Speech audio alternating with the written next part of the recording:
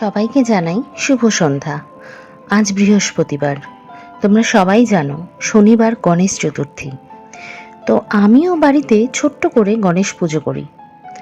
আর সেই উদ্দেশ্যেই আমরা দুজনে বেরিয়ে পড়েছি গণেশজিকে বাড়িতে নিয়ে আসার জন্য। এখন বেশি ভিডিও করলাম না, কর্তামশাই গাড়ি চালাচ্ছেন তো, তাতে ওনার অসুবিধা হতে পারে। এবার আমরা চলে এসেছি পালপাড়া। এখানে এসে আমরা অবাক হয়ে গেলাম, কত গণেশজি, আর সেরকমই তাদের রূপ। দেখে খুব ভালো লাগলো যে কাকে ছেড়ে কাকে আমরা বাড়ি নিয়ে যাব। অনেক ঘুরে দেখার পরে অবশেষে এই দাদার দোকানে এসে পৌঁছলাম। তখনও সেই দাদা একের পর এক গণেশজি সাজানোয় ব্যস্ত।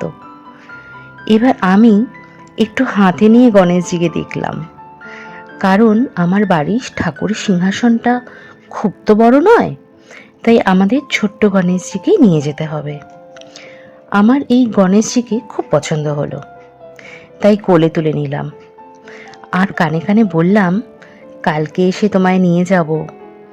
এই বলে ওই দাদার হাতে গণেশজির মূল্য দিয়ে বাড়ি ফিরলাম।